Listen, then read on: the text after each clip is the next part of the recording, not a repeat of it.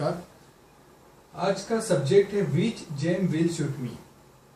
मुझे कौन सा जेम स्टोन सूटेबल होगा, और ये जानने के लिए हम केपी एस्ट्रोलॉजी से जानने की कोशिश करेंगे कि कौन सा जेम स्टोन किसी पर्टिकुलर पर्सन के लिए सूटेबल होगा। देखिए, सारे के सारे जेम स्टोन अगर आपने धारण कर लिए तो जो मैलेफिक होगा वो खराब रिजल्ट देगा। हमने जेमस्टोन उसी प्लेनेट का पहनना है, हमें जेमस्टोन उसी प्लेनेट का धारण करना है जो प्लेनेट हमारे लिए बेनिफिक है।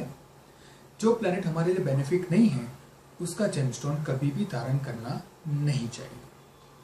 देखिए, मोस्टली जब हम वैदिक या हिंदू एस्ट्रोलॉजी में देखते हैं तो एक बात आपने नोटिस की होगी कि जेमस्टोन सूटेबल सिर्फ तीन हाउस से होता है।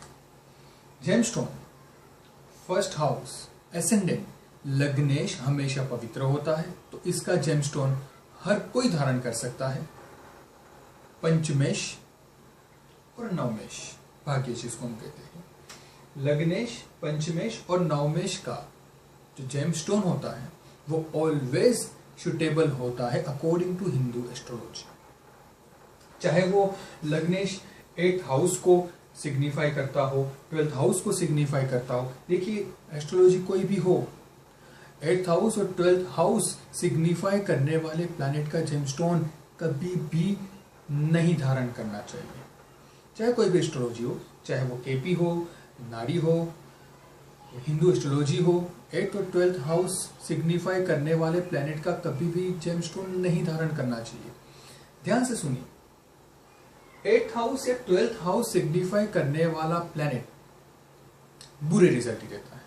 चाहे आप उसका जेमस्टोन धारण कर लो, चाहे वो लग्नेश हो, पंचमेश हो, नवमेश हो, अगर वो 8th हाउस या 12th हाउस सिग्निफाई करता है तो please don't expect from them कि वो आपको अच्छे रिजल्ट देगा। एक्सपेक्टेशन हम उससे नहीं रख सकते। लाल किताब में भी जेमस्टोन के बारे में जो चीज मैंने नोटिस की है वो मैं चीज आपको बताता हूं। मान लीजिए ये टॉरस वृषभ एसेंडेंट की कुंडली है। 2, 3, 4, 5, 6, 7, 8, 9, 10, 11, 12, 1। ठीक है, आप सबको पता है कि टॉरस वृषभ लगन के अंदर सैटर्न बहुत बड़ा योग कारक ग्रह है, क्योंकि वो नवमेश एवं दशमेश भी है। मतलब सैटर्न जो है वो नवम भाव और दसम भाव ये दोनों भाव का ओनर है, दोनों हाउसेस का ओनर है। मतलब मैं ये कह सकता हूं कि टॉरस लगन वाले को आप बेझिझक, अकॉर्डिंग टू हिंदू एस्ट्रोलॉजी, आप बेझिझक आप इसे रिकमेंड कर सकते हो कि आप नीलम, काका नीली, ब्लू सफायर धारण कर सकते हो, आप सजेशन दे सकते हो। पर अगर यही कुंडली में सैटर्न 8th हाउस या 12th हाउस को सिग्निफाई करता है तो आप उसको सजेस्ट नहीं कर सकते हो। लाल किताब की मैं बात कर रहा था, फिर से वो पॉइंट पे आऊंगा। लाल किताब में लग्नेश को हमेशा खाना नंबर 1 माना गया है। मान लीजिए किसी टॉरस एसेंडेंट की कुंडली है, मैं पैराडॉक्स बता रहा हूं आपको, केपी को मैं बाद में बताऊंगा। हिंदू एस्ट्रोलॉजी के हिसाब से अगर कोई टॉरस है, टॉरस एसेंडेंट हमारे सामने आता है तो हमें अगर जेम सजेस्ट करना है तो हम बेझिझक यहां कह देंगे। इवन शायद हम जो लग्नेश है विनस, उसका जेमस्टोन सजेशन करने में थोड़ी सी हिचकिचाहट हम महसूस कर सकते हैं, पर सैटर्न से रिलेटेड जेमस्टोन जो होगा हम बेझिझक उसे सजेस्ट कर देंगे। देखिए, पर जब हम लाल किताब की बात करते हैं, लाल किताब में लग्नेश को हमेशा फर्स्ट हाउस माना है। फर्स्ट, सेकंड, थर्ड, खाना नंबर 1, 2, 3, 4, 5, 6, 7, 8, 9, 10, 11, 12। यही सेम कुंडली अगर हम लाल किताब में देखते हैं और मान लीजिए अगर यहां पर राहु बैठा है 11th हाउस में, खाना नंबर 11 में, तो खाना नंबर 11 के राहु के लिए लिखा है कि जिस जातक के कुंडली में, टेवे में खाना नंबर 11 में अगर राहु बैठा हो तो उसे नीलम से परहेज रखना चाहिए। अब आप देखिए यहाँ पर जो पैराडॉक्स हो रहा है कि टॉरस लगन की कुंडली है जहां पर शनि अति योग कारक है, जहां पर शनि का रतन पहनना जरूरी है, पर जब हम यही कुंडली को हम लाल किताब में देखते हैं और मान लीजिए वहां पर 11वें भाव में अगर राहु बैठा है तो हिंदू एस्ट्रोलॉजी जिस शनि के रतन को सजेस्ट करता है लाल किताब उसे डिनाई कर देता है। तो बहुत सारे पैराडॉक्सेस चलते हैं, बट यहाँ मेरा जो डिस्कशन या चर्चा का विषय है वो है कि कैफे एस्ट्रोलॉजी क्या ये बता सकती है कि कौन सा जेमस्टोन हमारे लिए सूटेबल है। ऑफ कोर्स कैफे एस्ट्रोलॉजी ये कहती है कि जो planet first house, second house, third house, I am sorry second house जरूरी नहीं है, जो भी planet first house, third house, 10th house और 11th हाउस को सिग्निफाई करता है या फिर कनेक्टेड है किसी भी प्रकार से, तो वो प्लैनेट का आप जेमस्टोन सजेस्ट कर सकते हैं। वो प्लैनेट का जेमस्टोन आपके लिए सूटेबल है। आई रिपीट, अगर कोई planet first house, third house, 10th house और 11th हाउस से कनेक्टेड है तो वो प्लैनेट का जेमस्टोन हमारे लिए सूटेबल होगा। पर अगर कोई प्लैनेट 8th हाउस या 12th हाउस से कनेक्टेड है तो उस प्लैनेट का जेमस्टोन हमारे लिए सूटेबल होगा नहीं। देखिए, मैं काफी धार्मिक हूं, पर जब नवग्रह शांति की पूजा की बात होती है तो पूजा करने से घर पर एक वाइब्रेशन आता है, घर पावन हो जाता है, पवित्र हो जाता है।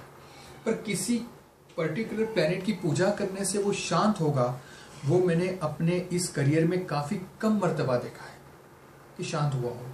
राहु शांति से शांत हुआ है, काल सर्प की पूजा से शांत हुआ है। देखिए, ये जो प्लैनेट्स है वो सॉलिड मास है और वो दूर जो कॉन्स्टलेशंस है उसके रेडियो मैग्नेटिक वेव्स को पकड़ के सैटेलाइट का काम करता है, हम पकड़ के हम तक अर्थ तक पहुंचाता है।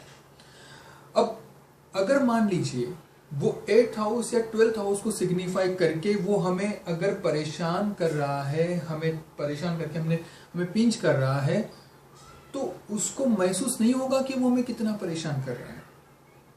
तो प्लीज आप इसके पीछे मत पड़िए कि होम हवन से सब कुछ हो जाएगा। हाँ, मंत्रों में बहुत ताकत है, मंत्रों में काफी वाइब्रेशन होता है।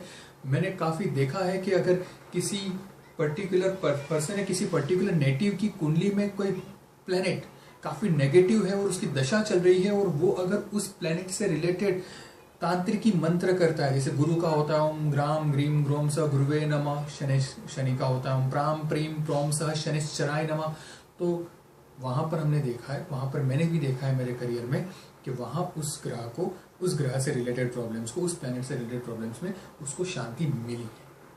जेमस्टोन किसका पहनेगा? जो planet first house, third house, 10th और 11th हाउस को सिग्निफाई करेगा, हम यह कनेक्ट होगा, हम सिर्फ उसी का ही जेमस्टोन सजेस्ट कर सकते हैं या वो प्लैनेट का जेमस्टोन हमारे लिए सूटेबल होगा। बट प्लीज रिमेंबर दिस कि अगर कोई प्लैनेट 8th या 12th हाउसेस से कनेक्टेड है तो वो हमारे लिए सूटेबल होगा नहीं।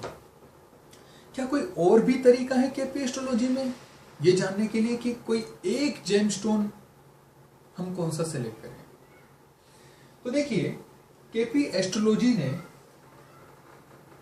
फॉर्चूना पॉइंट, ये एक वेस्टर्न एस्ट्रोलॉजी का कॉन्सेप्ट है, उसे भी कंसीडर किया है। देखिए इसमें क्या होता है, फॉर्चूना पॉइंट ढूंढने के लिए हमने करना क्या है, लग्न डिग्री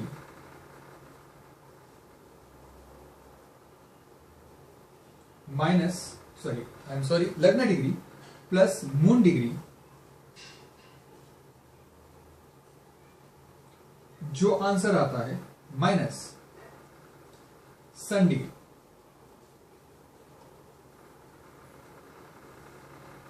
फॉर्मूला है फॉर्चूना पॉइंट का। फॉर्चूना पॉइंट कैसे मिलेगा? लग्न डिग्री प्लस मून डिग्री, जो भी टोटल होता है उसमें से आप माइनस करिए सन डिग्री। क्या ध्यान में रखना है?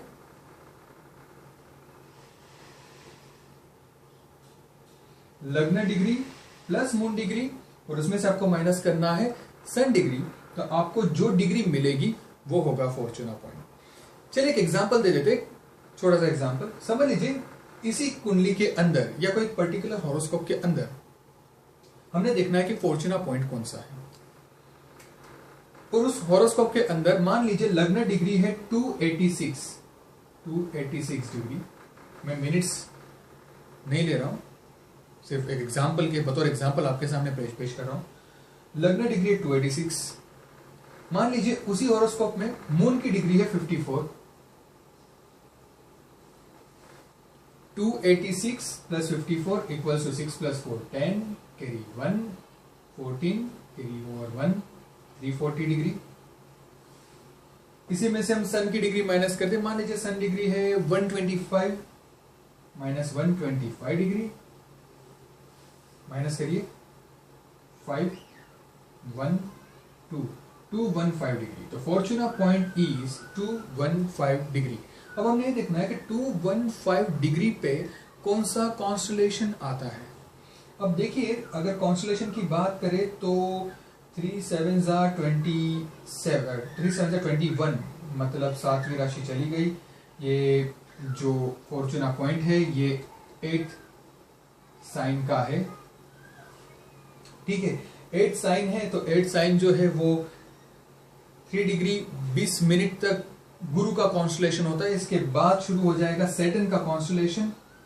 इसका मतलब ये हुआ कि फॉर्चूना पॉइंट का जो लॉर्ड है वो है सैटर्न। तो सैटर्न का भी जेमस्टोन हम सजेस्ट कर सकते हैं, या हम ये मान सकते हैं कि सैटर्न का जेमस्टोन हमारे लिए सूटेबल होगा। आज के लिए इतना ही। Thank you very much. Thank you.